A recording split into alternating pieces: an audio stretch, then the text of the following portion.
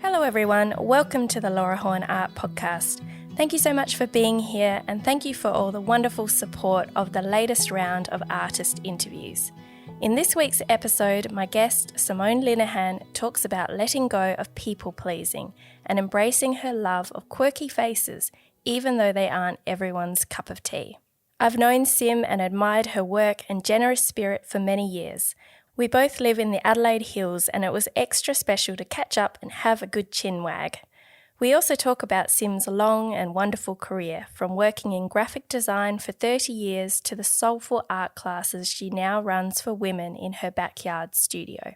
You can find Sim on Instagram at Simone Linehan Artist and over at her website simonelinehan.com.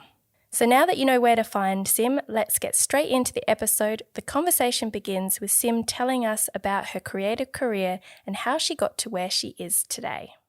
I've always drawn. So Mum said, as soon as I could hold a pencil, I was drawing, not on the walls. I guess it has been a lifelong process, but drawing and scribbling. And, I absolutely don't think I was one of those children that was highly talented or skilled in the area, but I love doing it. My dad was in the signage industry, so a creative industry, so making large billboards, and my grandfather was a watercolour artist. So there's definitely history in there, and there's even a great uncle who has exhibited, he's dead now, but Gordon Cootes in the Art Gallery of South Australia. So there is a little bit of history in my genetics, I guess, to do with art, but I've always drawn. At school, I did do art until year 9, and in year 9, I just felt it was so, I don't know, I can really remember a teacher telling me exactly what to do and how to do it. And even at that young age, I thought, this doesn't feel authentic. This feels like art is supposed to be coming from me. And she was telling me, oh, no, don't do it this way, do it that way. And I actually didn't go back to art in year 10. And then by the end of year 11, I sort of said to Mum and Dad, look, I'm not really a school person. I'd love to go and get a full-time job. And they were absolutely up for that. They said, that's fine, you need to study as well, because I would have only been 15 years old. And it wasn't that I was a bad student. I was a, good B grade, decent student, but school just didn't really suit me. In those days, we got jobs through the newspaper, and I remember Mum coming into my room and she'd cut out a tiny little thing out of the newspaper saying junior graphic designer wanted, or a junior in a graphic design studio wanted. So I went along for the interview and they hired me. So very little experience, except for my dad had a year earlier decided to go into the graphic design industry, and this was like 1988. So we're way back. There's no computers. Everything's done by hand. And he taught me how to use a machine called a bromide machine, which was how we enlarged photos in a darkroom. So we enlarged these photographs just in black and white so that we could paste them up into our artwork, which then became a printed product eventually, but it had to go through different processes, and it was very, very, very different to how we do it now on the computer. I got the job. I worked with these beautiful young chaps. I say they're young because they were only 30, in their early 30s when I started working for them, Mick and Alan. They taught me so much, and I did go and study. I went and studied at TAFE night school, so I was working full-time and then studying at TAFE 2 or 3 nights a week. So I did that for a couple of years, but I was really learning a lot more on the job with the guys in the studio. So every day there'd be a new challenge. We'd have to illustrate something. I spent a lot of time in the darkroom making these bromides, and it was a fabulous start to my graphic design career. What happened after that? By the time I was 23, I'd been working, sort of 8 years, full-time, flat out, had met some amazing people, had learnt so much. And, of course, when you're 23, you know everything. So I decided, that's it, I've got enough training, I'm going to go freelance. So I did. I decided to, jump ship, go freelance, and I was really lucky. The company that I had been working for gave me probably almost my first year of work with them. And there was another company there that gave me some work as well. So my first year of freelance was a really easy, beautiful ride with supportive, lovely people who are actually all still my friends. All my bosses are still mates of mine, which is lovely. It's quite a long story, isn't it? So then, freelance, I met a girl. We decided to go into partnership together, Melinda Parent, and we had Parent Linehan. So we did that for a couple of years. And then at 25, I had my first baby, so young Riley. And then at 27, I had my second one, Ben. So I decided that was a good time to go back just on my own without a partnership. So I started working from home rather than our office in North Adelaide. And then I just started picking up the most ridiculous amount of fabulous clients. So Ben, my second child, was probably only about 2. I landed State Theatre as a client, and then it just rolled. I got Windmill Theatre Company. We were doing stuff for I was doing stuff for ASQ, ASO. Actually, the ASO I was doing with when I was in the partnership. The string quartet. It just seemed to be this arts industry just went kaboom. And so for 10 years, I was doing all this amazing, absolutely flat out work for the arts industry. So I felt very, very grateful, very lucky to have all of that beautiful work. Then I think when my kids were probably about 5 and 7, they started doing a lot of drawing. Specifically, my oldest son, Riley, he started drawing. And so we started drawing together. And I'd sort of forgotten that I loved to draw through, being so busy with graphic design and busy with kids and a hubby and just life. We'd moved to 22 acres up in Ironbank, and we sort of had a little mini farm with some alpacas and goats and ducks and things as well. So life was pretty busy. But Riley and I used to draw quite a lot together, and we used to create little characters together, like he'd do part of it and then I'd do part of it. And then I really started to, remember the absolute joy of drawing and how much I adored it. I started doing it myself, without Riley, and that was great. Then he and his brother went to a little art class for a while with some other kids from school. She got sick and they couldn't go anymore. I think they'd been going for about a year. And so, I said, well, I can teach you at home. And another one of the mums said, well, I'll bring my kids up and, we'll teach all 4 kids together if she was an artist too. Slowly but surely, we suddenly had about 40 kids over 3 or 4 classes, and we accidentally opened this fabulous little kids art class school, which we ran for about 3 or 4 years up in Ironbank. So in my studio, I had a really beautiful studio that was already on the property, and that was absolutely fantastic. And then once a month on a Sunday, we'd teach women. So we just have a women's art class. And as much as we absolutely love teaching the kids, teaching the women was a whole new level of, the experience with them was amazing. And we still were busy mums, so we could understand, that people really, especially women, need time out. So this was, I suppose, our way of having time out for ourselves, having these beautiful, almost little art parties, and to give that time back to other women too, and to tap back into their creativity. That was just so beautiful.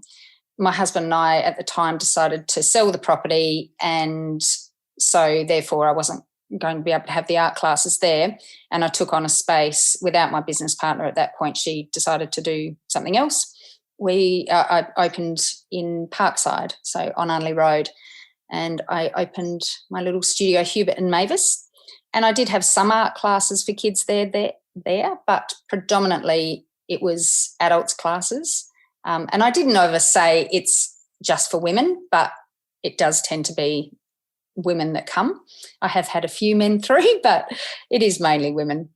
And when I was there, I was producing quite a bit of my own artwork as well. I was still doing graphic design on the side. So life's still very busy, but the kids are getting a bit older now. They're sort of in their teens. Different sort of busy. Then in my art classes with the women, things were happening, like women were crying or they were emoting, they were, sharing some really deep stuff. And I sort of went, what is this? There's something in this art more than just, creating beautiful pictures. So I went and studied, or I did a diploma of art therapy, and that really opened my eyes to the power of art and just how deeply, incredibly connected it is with our subconscious, and that our subconscious, it rules 90% of our decision making. And through art, these women are, I guess they're just opening up more. They're tapping into that subconscious and their beautiful souls, and sometimes back into their childhood. I'd have women, signing their artwork with their maiden names, after being married for 60 years or 50 years or whatever. And it was quite humorous that, these really interesting things would happen. So that's a really long story. I hope that sort of, tells you where I'm at. Yeah. It's wonderful to be able to get a sense of how your journey has kind of evolved in a very natural sort of way. So one thing led to another. One of the things I was wondering is, once you did the art therapy course, did the way that you approach your art change? It actually did. It was really interesting because I started, it's not that I sit there and read my students, because art therapy is all about, what the person doing the art gets out of it. I mean, I can read whatever I want into someone else's artwork, but that's not necessarily right. It's what they're thinking. And so I didn't actually apply it to myself for a little while, but going through the course, you actually have to do, all the work yourself. And quite often I'd be really busy and I think, I'll just bash out a quick module this afternoon between, classes or my graphic design work or whatever. And I'd be sitting there in tears going, I didn't even know that thing in my brain or heart or soul existed. And I can see it now in my artwork. I can see what I'm thinking. So that was the biggest thing for me. I probably don't approach my art thinking about the deeper thoughts before I create, but as I'm creating or after I've created this, I can look into it and go, oh wow, okay, yep, I can absolutely see where that's come from. So it has been a really amazing awakening to me, just to uncover some things that, we plod through life and, maybe a bit surface level at times, but to be able to sort of really be open to digging a little bit deeper and not being scared of that, and being, okay to dig and to, see your underside, I suppose, has been really lovely. And, I get quite excited when I produce artwork, and, sometimes I look into it and sometimes I just go, oh, well, that's a nice piece, and I can just keep it quite surface level for myself.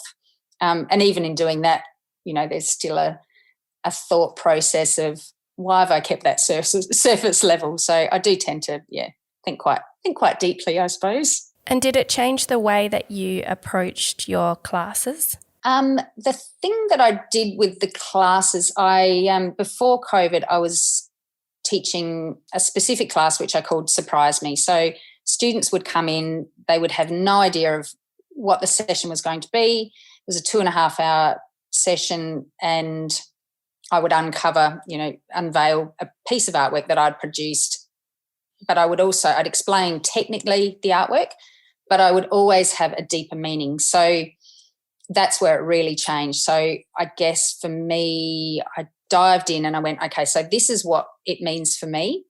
And you as a student can either take this on as just a technical experience and, producing a beautiful piece of artwork, or if you want to dive a little bit deeper, you don't have to share, but you can perhaps think about these things, while you're producing your artwork. So, and I have had some students that has had a really incredibly profound effect on their lives, and how they have been able to uncover and tap into some deeper stuff for them, and some really beautiful healing work within that too. So it has changed how I teach. And that's incredible. And I've actually had people contact me and talk to me about the experiences that they've had at your studio. So as I mentioned at the beginning, I've had a few people I know come to your workshops and classes and then tell me about it and how meaningful it was for them and how much deeper it went than just painting a painting. So I wanted to pass that on to you. As you were talking earlier about how you got to where you are now, I was thinking, wow, how does Sim manage all of this? She's got classes, workshops, still very busy in graphic design. I know that you often exhibit your work. You've painted murals in various places in and around our community. How do you manage all those different things? Better now. I guess when I was younger and the kids were younger, I mean, I had more energy because I was younger. I was only 25 when I had the kids. So I sort of was pretty energetic, but I was working probably 60 hours a week. And my husband at the time was only doing a little bit of freelance work and he was predominantly caring for the kids. So I don't know if it's lucky there because I probably wanted to spend a bit more time with them when they were younger, but it just worked out that my career was, quite busy and he was quite happy to be at home with the kids. So I guess we managed it there. We actually divorced about 4 years ago. So that really changed things. And the kids are now, they're about to go 21 and 23 this year. So they're grown up. And I guess the last 4 years of being divorced, so not having that person living with you, that you have to think about all the time. And the kids have lived with me predominantly all that time, but I guess them being so much older, you don't have to think about them as much. Like I don't cook dinners. I can actually have a lot more, I was going to say selfish, but I'm going to say self-care. I can have a lot more self-care now. So I really, really feel like I have a beautiful balance of just managing my time. Like I make sure that I exercise, I make sure that I meditate once or twice a day. I really am looking after myself now. I eat well. I know when I'm getting, the feeling of just anxiety and sort of, feeling a bit overwhelmed. I actually stop myself now, whereas I used to just push through that and think, I've got to get it done, it's got to be done. It's like nothing bad will happen if it doesn't get done. So I think it's been a massive mindset shift and just going, it's okay, it's not a big deal. Look, there'll always be another deadline. And I learned that through my graphic design. You'd try so hard to get something done. It had to be to the printers and then something would go wrong and then, it's okay, we'll do it tomorrow. And, you'd think, gee, I've just sat up all night doing that job to get it done. But there's always another deadline. I just have found throughout graphic design there's always another deadline. So I guess now I don't take on more than I think I can handle. So, yes, it sounds like I've got a lot on, but, I've just finished I don't do a lot of graphic design now. I am very specific about that. I'll only do it for people and businesses that I absolutely connect with. So, I've just finished one for a beautiful friend who's opening a cafe. And I actually asked her, I said, look, I'd really love to do that for you. And she said, you haven't got time. And I said, no, I will make time because it means a lot to me to work for you. So, and murals I'll take on. They are a big project, but again, I'll only take on ones that I think I can physically manage. I wouldn't do something so big that it overwhelmed me. So I guess I know myself quite well now. So I know what I can and can't take on and I know how to relax, which I didn't know how to do when I had young children. I have had to learn. So, yeah, which is good. I love what you said about knowing yourself now, because that's the sense I was getting as you were talking through that you know how long it might take you to do something, what kind of pressure it might involve. You know when to take a rest, like you've got to know those rhythms. And that helps in the decision-making process of what you take on and what you don't. Yeah, absolutely. I think it's, it's all that being a recovering people pleaser. I used to say yes to everything and now I just don't. I do put the spacer in there and think, yeah, I'll get back to you. And if I do follow my gut too, I think, no, it's not right, or, oh God, I really want to do that, so how can I fit that in? And I schedule, I just schedule my diary and make sure that I'm sticking to it. So you just said that you are a recovering people pleaser. indeed. Interesting phrase. Can you talk about how you are recovering from being a people pleaser? Yeah, absolutely. I guess, again, it's, being in a different place in life, like having been married for 24 years. I did meet a beautiful man, and we spent 4 years together, and we're currently not together, but so having different relationships, but not in a marriage, and having my kids grow up, I guess I've watched all of that. I can actually sit back and watch who I was and who I don't want to be now. I don't want to rush. I don't want to be pushed. I don't want to have to say yes to everything. And it has been a really difficult process to work through, just in terms of, you're so used to saying yes. You're so used to, people are used to me saying yes. Oh, Sim will do it, Sim will get it done. And now that I do sometimes say no, that actually hasn't, it's a really hard feeling in your body, and you have to say no and then sit with the really uncomfortable feeling of that and go, it is okay, and it doesn't mean you're a bad person, and you're just actually, that job or that thing isn't right for you. So it is absolutely a work in progress. And I do, I guess working with women a lot, I sort of have 5 classes a week that I teach, predominantly women. And I can see how pushed they are, and a lot of them do have younger children, and that they're stressed, and that they are coming to me or to an art class just to have a little bit of downtime and do something for themselves, which I think, is incredibly brave and fabulous that they can actually take that time out of their schedule. But, yeah, the people-pleasing, the serious people-pleasing I see, and now that I'm sort of mildly on the other side of it, I go, oh, my God, how could I have lived like that? It's so unfair on ourselves, and it's not being authentic, and it takes away a huge chunk of your life when you're doing things that you don't want to do. I guess, yeah, I'm teaching myself, and I think men are a lot better at this, just doing what they want to do. And, my ex-husband probably taught me that quietly. It probably frustrated the hell out of me at the time, but he certainly taught that. And my more recent partner certainly taught me that too. He was great at just, going, that's not what I want to do. So, and at first, I found that quite tricky, because it's like, well, that's just helpful. But yeah, I'm taking a leaf out of these men's books, I think, and going, well, if they can do it, I can do it. And I'm still a lovely person. I'll still help people. I'll still nurture, but yeah, I need to put my own oxygen mask on first, and then I can help others. You wrote an Instagram post recently, and when I read that, I was like, yes, I can feel it. So I want to read it out to you, and we'll chat about it. I've played with so many styles and concepts over my time, but this recent work is most authentically me. I know it's not everyone's cuppa, but as a recovering people pleaser, I'm pushing myself into my full self. It's freaking hard to do sometimes. We spend so much of our lives trying to fit in, make sure everyone is happy, not rock the boat, and we certainly don't want to seem selfish. Childhood lessons are so difficult to break. Well, at nearly 50, I think it's time I have myself a swift kick up the you-know-what and stepped up before I step off. And when I read that post, I was like, yes, let's talk about that.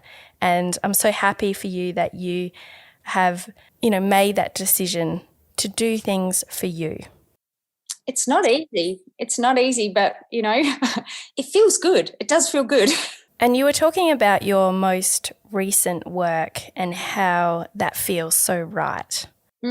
What is it about your most recent work that is giving you that feeling that this is most authentically me? I mean, yeah, if anyone looks at my work, you'll see a huge range of diversity. But I think, I've always lived in a quirky sort of brain, like Jim Henson and the Muppets, and Sesame Street was my absolute world, and I'm still so drawn to that world, anything with fantasy and the real and the imagined, and, wind in the willows. And so I guess the quirkiness is very much me. And every time I draw my little sort of quirky people, I do have that little bit of my limbic brain that kicks in and goes, oh, no one's going to like that. You're a nearly 50-year-old woman. What the heck are you doing drawing silly little characters still?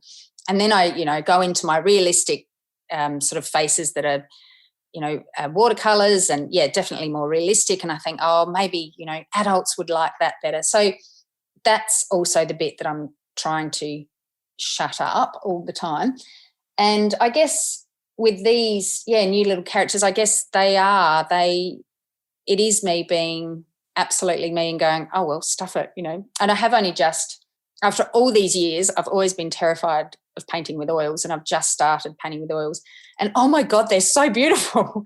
So even like the technique of painting these new paintings in oils, to be able to be slower because they dry so slowly, and to be able to blend so beautifully, I think that was part of it too. It was like, oh my goodness, I think I read a saying recently, and it's your fears are your superpowers. So actually stepping into the place that you fear most, which for me has been oils. I've always talked myself out of, oh no, I don't do oils because they're too scary and they take too long to dry, or, excuses. But I feel like I've stepped in, and not that they're my superpower yet, but I can feel that they could be, because I do love painting this way with them. So I think that's why it felt so authentic to me, and just putting it out there. And, yeah, does that make sense? Yeah, it definitely makes sense. I'm just thinking about that phrase. Oh, it was your biggest fears can be your superpowers. Yeah, what was it? I haven't quite got the wording right on that, but it is. It's basically, that place that you fear the most is quite often your superpower. Yeah. So stepping into those scary, scary places that we run away from can actually, you step into it and go, oh my God, nothing bad happened, and actually I'm glowing. This is a spectacular point. So, and I've really been doing that, pushing myself into scary kind of situations, which for other people may not be scary, but, just little things, just baby steps. And I suppose it is like, oh, nothing bad happened, and I feel really good in this space, and I've achieved. And so, yeah. Yeah, it's so true that beautiful things often come from those challenging and hard places. I see that a lot or I hear about it a lot when I chat to other artists, and I've certainly had experiences myself where there's magic on the other side of what can feel very dark and scary when you are in it. But it's amazing. It's amazing our capacity to grow through those kind of things. Yeah, definitely. So you have worked across many different art styles over the years, and you have painted faces, abstracts, florals, you've done graphic design work, illustration work. What have been some of the pros and the cons of having such a diverse range of work? The pros are definitely I don't get bored, and I guess I've always needed to, just be flexible in my mind. I don't want to be stuck in one little corner. I want to try lots of things. There's almost been an urgency to my life, which I'm trying to sort of work out why that's been, but an urgency. I have to try everything because life is so short and fleeting. And as I get older, I think, well, I mean, it's getting shorter every day, but, as long as I'm embracing every day, then that's fine. But so I guess, the pros have been certainly not being bored. The cons, my brain constantly, as many artists I'm sure have felt, goes into I should just have one style and that's what people know me for, and then that's how you become successful as an artist, by just having that one thing that people need simplicity from us, I think. And I certainly don't feel I give them simplicity. I do bounce around, and I'm highly, highly aware of it. And I'm trying not to now beat myself up too much about being so diverse, because I feel like it's just part of my process. And I've probably really spent most of my life, fulfilling briefs. So, graphic design, there'll be a brief and a deadline. It's very easy. You just have to join the dots. Whereas when you're creating art for yourself, there's no brief or deadline, or the boundaries are limitless. So it's kind of a really interesting space to find yourself in, because I feel like, I want to try everything. And I feel there is a settling. There's definitely a settling as, I guess, my soul and my spiritual side sort of settles in and becomes more confident. I think that will start showing in my work, and is showing in my work, that there's certainly a draw to, be doing more faces. And, I did dabble in florals, and I love flowers, but it's probably not my thing, and it's something that I could slightly give up. Abstracts I still adore, but, I've been doing abstracts for sort of 8 years or so, and it's something, abstracts really come absolutely from your soul. Like, to teach painting abstracts can be quite challenging.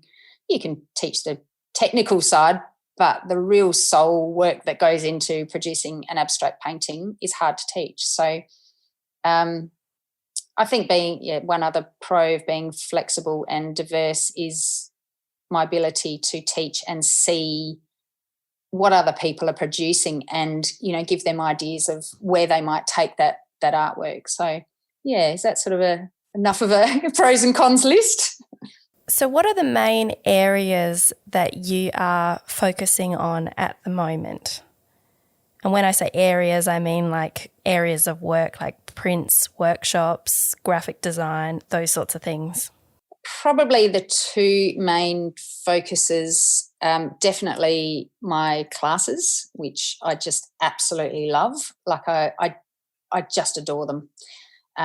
I love seeing the growth in other people like me, which is fantastic, and being able to facilitate that space, and keeping on going with my own work. So prints, definitely have a little print shop going, which has been great. I need to do more marketing around all of that stuff, and that is, as you know very well and have talked about immensely, is, the marketing yourself is tricky. I just want to do the work, but, marketing is definitely a side that has to be done. But definitely the classes, and definitely my own artwork, and just keeping on finding my authentic voice in it. I think that they will be my main focuses. And then, as a result, prints and other things happen. And murals just seem to be sort of happening regardless on the side anyway. It's certainly not something that I'm pushing, because they are they're a big thing to take on physically and time-wise. So I'll do them when they come up, and I've got a few when I get back from my holiday. I've got a few to sort of schedule into August and September, but that's fine. So that's where I'm at, I think. So what are the main ways that you sell your own work? Probably more Facebook than Instagram. So advertising on Facebook and leading people to my website, and definitely my mailing list. Yeah, they're probably the main ways that I've sold my art. And also my students. My students are really beautiful clients in that way as well. I've got a little gallery in my studio, they've known me and they've asked me to do a commission. So I don't know if you might have said on one of your podcasts, or I've heard someone on some podcast, don't discount other artists following you and supporting you, because they're quite often, your customers for your artwork. Because I love buying other artists' artwork, and, we can actually see what's being made. So, yeah. Yeah, that's an interesting point, because sometimes people will talk about what kind of audience you are attracting. Are you attracting people who are interested in learning your techniques, or people that actually want to buy your art? But it's true that often the people that are learning your techniques are also the people that want to buy your art, because they make that connection with you and they're super excited to bring one of your pieces into their home. Yeah, I think so. I think, yeah, that's exactly what it's been. You know, I certainly would feel the same if I have done courses and things, in later years, just to sort of tap back in. And, the artists that I have worked with, it's like, I would love a piece if there was a piece available and affordable. I would love a piece of theirs because, yeah, you've definitely had a connection with that person and their style, and that's why you've taken their course. So, yeah. Do you find that you sell more pieces in person where someone sees your work either in your studio or when you are exhibiting at a gallery or something like that? Or do you sell more pieces online through things like Facebook and your newsletter list pointing people over to your online shop? Definitely in person. So I did take on a space for 6 months out at the Flurio Art House at McLaren Vale, and I had a little studio space there. So I had set that up as sort of a working space, but predominantly as a bit of a gallery where I could meet people. And, this was last year during COVID. So, I wasn't able to teach, and that was fantastic. And yeah, absolutely. When I would connect with someone, we'd have fabulous conversations. It would generally, not out of any pushiness or anything except for, a lovely connection. I would definitely sell more pieces that way.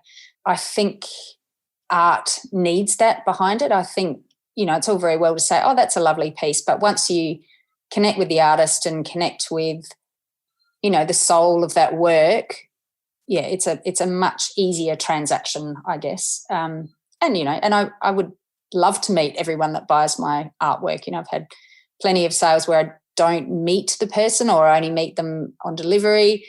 And I sort of almost feel like saying, can we sit down and have a coffee because I want to get to know you and why you've bought my artwork. But you don't always get that opportunity to do that. So your studio is such a beautiful place. And you have quite a big studio in your backyard. And it's just, it's hard to describe. I'm going to link some photos. I'll put some photos in the show notes so that people can see where you make art from and where you teach from.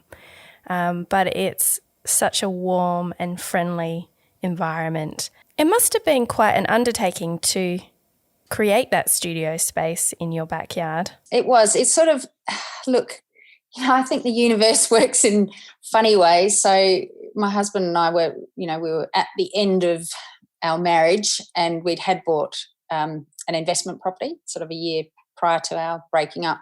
And so that's where I live now. And I guess even at the time, I did see, wow, this has got an enormous shed, like 13 by 6 metre shed. I was like, I think if it did happen, I could maybe do something in that space.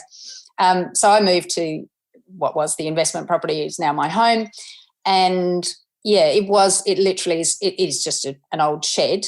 And I think, so it must be 3.5 years ago, on my birthday, I just said to my very clever family, I said, right, come over in your scruffies. I don't want to get any presents or anything. We're going to line my shed. And I had this vision of it feeling like a bit of a tree house. So I've lined it, with the sisolation and then plywood. So all the ceilings, all the walls, the whole thing's plywood. It had half of the studio has got timber floorboards, so I was really lucky there. I found a window literally on the side of the road and I went, right, there's another window, because it had 4, but I wanted a big one. So that went in there. So it was quite an undertaking. It probably took a couple of months of, a weekend here and there and, getting some of my kids' friends and paying them to come and help me put up the last of the ceiling boards. And then it was fantastic. I'm very lucky my stepdad is so clever and an electrician, and so he put in the lights for me, which was fabulous. But then it was still too hot and too cold, so I have put an air conditioner in there, which is brilliant. So I can go in there at any time, day, night, winter, summer, and just be really cozy. My students can be cozy or cool, and yeah, it does make for a beautiful space. I've covered it in fairy lights. I just want it to feel like a little fantasy world that I love to be in, and it's very colourful and fun. So yeah, it feels good in there. It certainly does. I can vouch for that. Thank you. So I wanted to ask you about selling prints of your work, because when I was having a look at your website, I saw that you have quite a range of prints.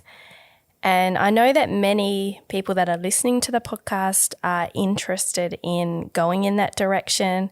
And I know that I often get questions about how do you make prints? What are the options?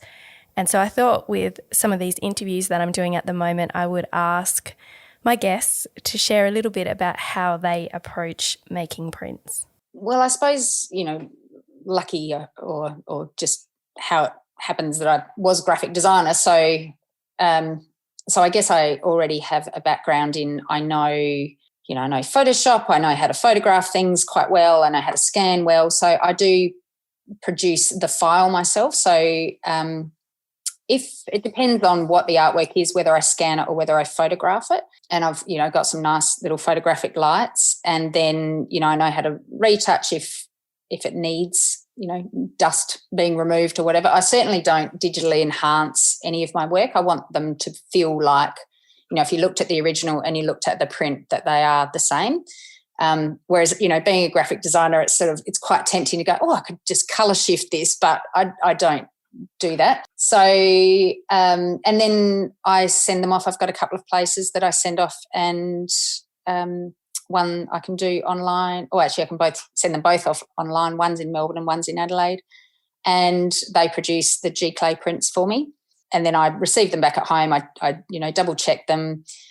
I've generally only done limited edition, so then I can sign and number them, and I supply a little certificate of authenticity, just as a little extra thing. Sometimes, I'll send some little greeting cards with it as well and post it off to the client. And, it is work. It is, if I had too many orders, I guess it might be a little bit overwhelming, but I tend to, I'll produce some prints, or as in, I'll put them up online and then I'll advertise, and that's obviously when the sales happen. If I'm not advertising, there's not as many sales, obviously. So I guess I work out when I'm going to do like a new little series of prints, and then, I'll market it then, and that's when the sales tend to happen. So, yeah, but I don't want it to be like the main focus of my business either. Because that's an important consideration when it comes to prints, because it can be quite time consuming, particularly, if you are doing the prints yourself, as like the printing part too. But even doing what you are doing, where you're uploading the files and then getting the print back and then signing it and packaging it and putting a certificate, and it always amazes me how long it takes to just get. It does take a long time. A print ready to go out, and then going to the post office. Yeah, then there's the posting as well. So it's something to consider when looking at whether you are going to add prints into your art business.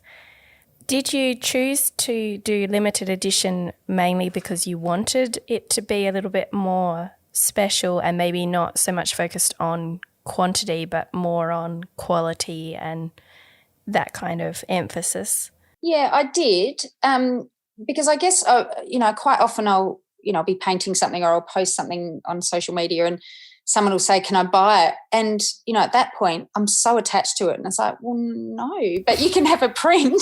So I guess I thought, I did want it to be a bit more special, and, I only do runs of maximum 50. So I think, when I buy a print, I want it to be a limited edition. I don't want it to be an open run. If it's a beautiful artwork, that I'm really attached to, then I think prints are good in terms of, I might spend 15 hours on an oil painting or something, but I don't feel that I can charge that many hours yet. And having been a graphic designer, I don't want to charge $20 an hour. Like, I'm used to earning a lot more than that. So a print is a really great way of being able to, hold on to your original, at least for a time, and, still share the artwork. And the G-clay prints are absolutely beautiful, and, on cotton rag paper, and they're almost like, sometimes they're nicer than the original because they, don't have, if I haven't varnished or sealed my work, you get this beautiful smooth surface, and they're really lovely. So.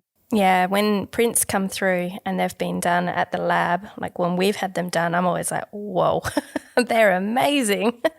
Oh, they're so beautiful. Well, it's that beautiful 12-colour printing process rather than, our 4 or 5-colour ones that we have at home.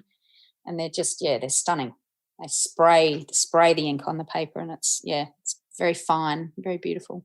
So what kind of pieces do you photograph versus scan? There are two reasons I would choose photography over scanning, and one would be, I guess, scanning physically. Like if I've got an A4 piece, great, easy. I have a beautiful A4 600 DPI scanner. I did borrow an A3 one for a while there, and that was great too.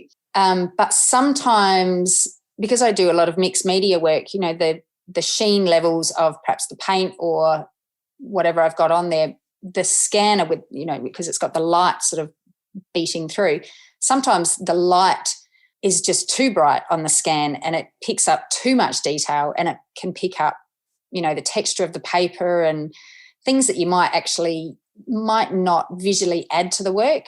So then I'll choose to photograph it. So if I photograph, I can do it. Obviously, it's from a distance. It's not as absolutely as sharp. I can still get it really sharp, but I can just change the lighting, change the exposure a little bit, and just make sure that everything is sort of at the same sheen level, I guess. So, and, you know, with bigger works too, if I've got a canvas that, you know, might be a metre square, I'm not going to scan that. So that's definitely a photographic kind of job. So, yeah, it just depends on what the original is, what I choose. That's interesting. We've certainly had that experience where sometimes we scan something and it's showing things in a way that we, as you described it, it doesn't add to the artwork, or sometimes the paint colours might be reacting a little bit funny, especially if you've used like fluorescent colours or things like that. Yeah, fluoros do not scan. They don't scan at all. Yeah. Like, what? And you're just like, oh, okay, what's going on here? And we've shifted over then to photographing, and similar to you, it's not really like a blanket rule. It depends on the individual piece. You know, you can get a pretty good photograph these days, so it gives you that option. You know, you can use a photograph rather than a scan if you want to. So another area that you are well known for is painting murals. How did you get started with this? And I'm curious to know, how different is it from working on canvas or paper? I've never painted a mural, so I have no experience with it. What can you tell me? It was funny. I did think about this, and I thought the first, I guess, mural that I created, I bought a unit when I was 21, and I painted one of the rooms, the whole, like all of the walls, all of the ceiling, all of the furniture, all in like clouds, like so blue and then white clouds over the whole thing. And then I thought back and I thought, even when I was about 14, I painted a couple of cupboards in like cow print. So I've obviously always had it in me to kind of go big, but then I didn't really do much after that. And in my studio in Parkside, I painted a couple of big birds on the wall, just line work stuff, and I really enjoyed that. And then I had, there's a cafe down near me that a girlfriend owns, and she asked me if I'd paint a wall in there. And I kind of, you know, of course went into instant panic of, oh, God, I couldn't possibly do that. You know, how could I do that? You know, blah. But I, of course, went, no, step into the fear and say yes. So I said yes. And she said, oh, you know, can you do it when the customers are there and, you know, they can watch on and that'd be really entertaining? And I just went, no. Oh, my God, that sounds terrifying. Terrifying. I said, I'll do it at night and then they can come in the morning and they can see it. So I did that, and I absolutely just loved working big. And I suppose the challenges were different paint. So, you know, I'm using wall paint as opposed to, you know, my artist acrylic paints. So they handle differently. They tend to trash the brushes. So therefore I'm losing the point on my brush really quickly. So I had, in that first mural that I did, I had two different surfaces. So one was just a very flat painted surface, and the other was like a, you know, sort of a stucco look that went around a corner. So I had, you know, the image going across this smooth surface and then a rough surface, and I had to work out how to get that line looking like it's one line but it's on a very different surface. So it was then working out, okay, so when I go onto a rough surface, I need more paint, more water. It's got to be more liquidy, but not too liquidy that it runs. And then when I go onto the smooth surface, you know, that's a whole different thing. But then different paint surfaces accept the paint in different ways. So some of it was hard to paint, some of it was easy. So that first one was quite a good little learning curve.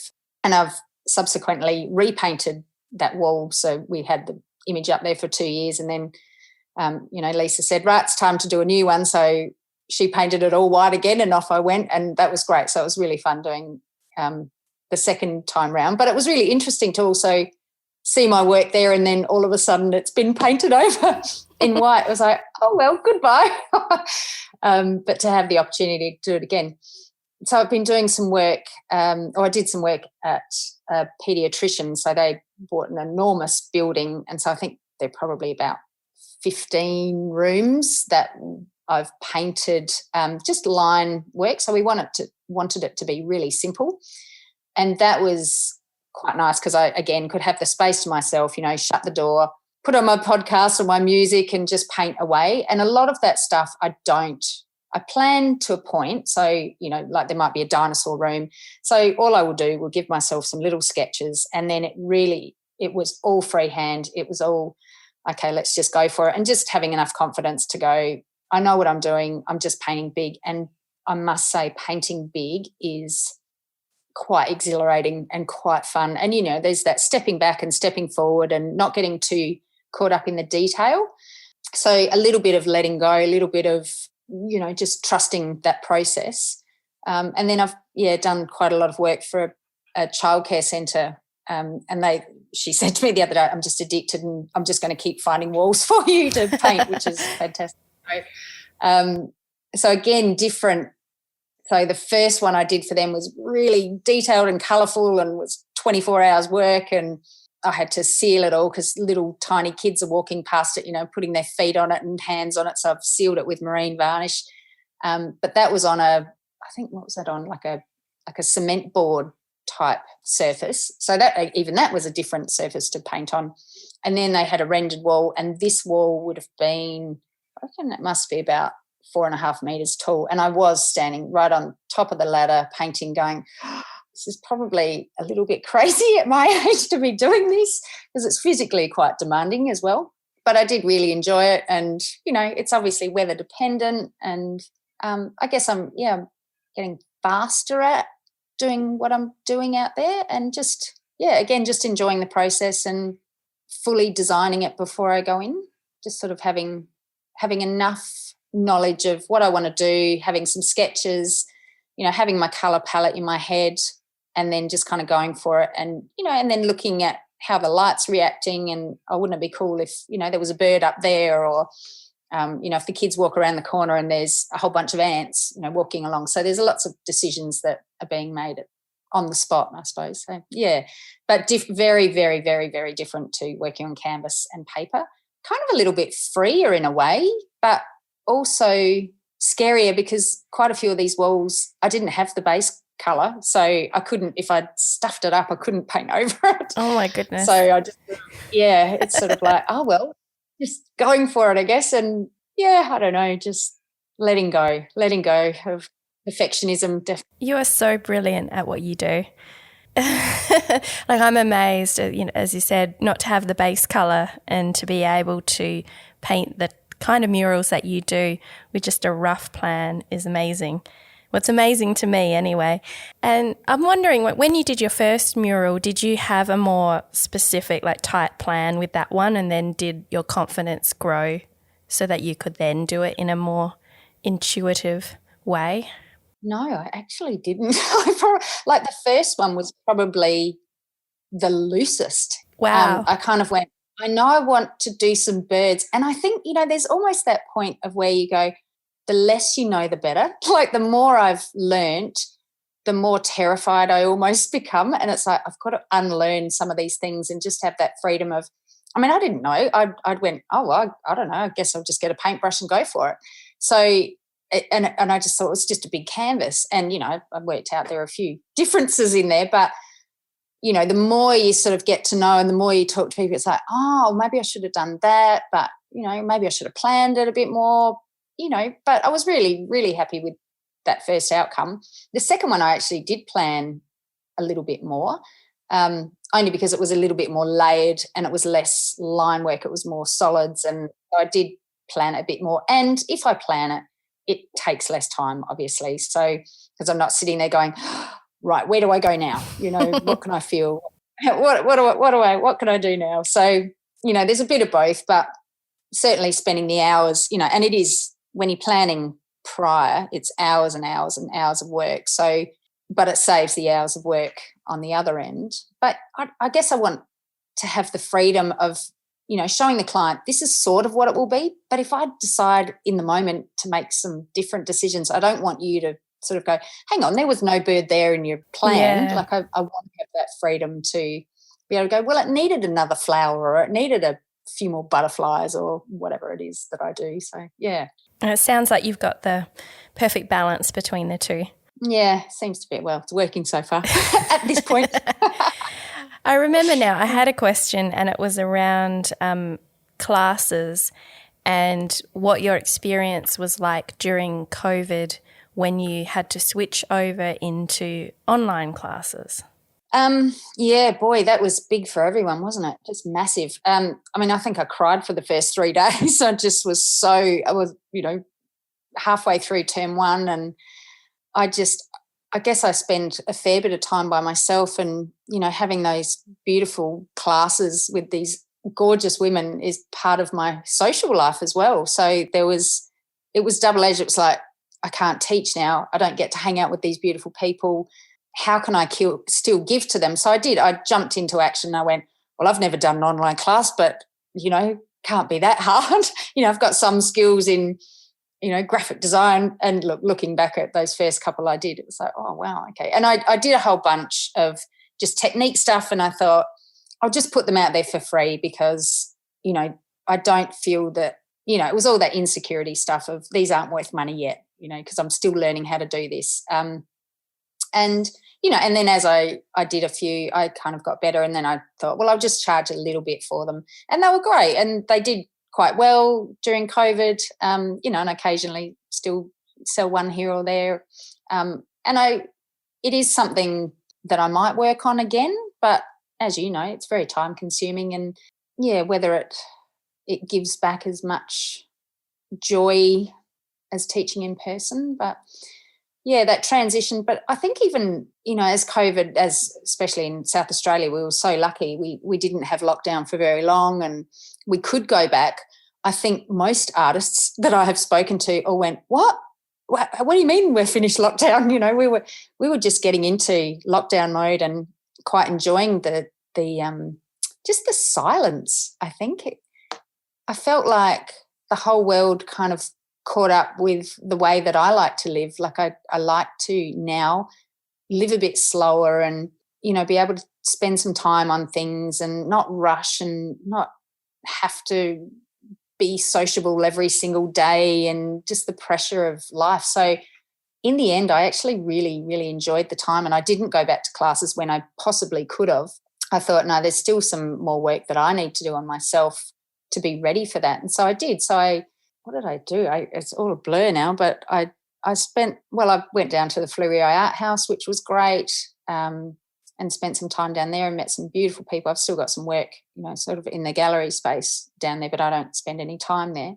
I did some online classes myself. I painted and painted and painted, which was fantastic. I really enjoyed just painting for me. And then, it's only been this term that I've actually gone back to full-time teaching. So I really took my time going back, and I branched out, or sort of reached out, should I say, to other artists to just sort of check in and go, people that I might not have really known. One beautiful artist I reached out to was Sarah McDonald, and I now actually teach her Tuesday class. So I teach 2 of her classes on a Tuesday, which has been really lovely. It's the first real actual job I guess I've had in 25 years. So it really has changed things, COVID. It's sort of a reset of such. Yeah. It's so good to hear the positive impacts of COVID, because, there have been many hard things about COVID, but also some great stories that have come out of it. So it's good to hear that from you, that it's been beneficial and a reset and got you sort of focused on the art that you want to make and the way that you want to show up as an artist in the world.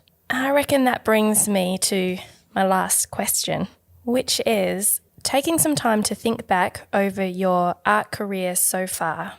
I want you to tell me or share with me what success means for you as an artist now, and maybe even reflect on whether that has changed from the early days.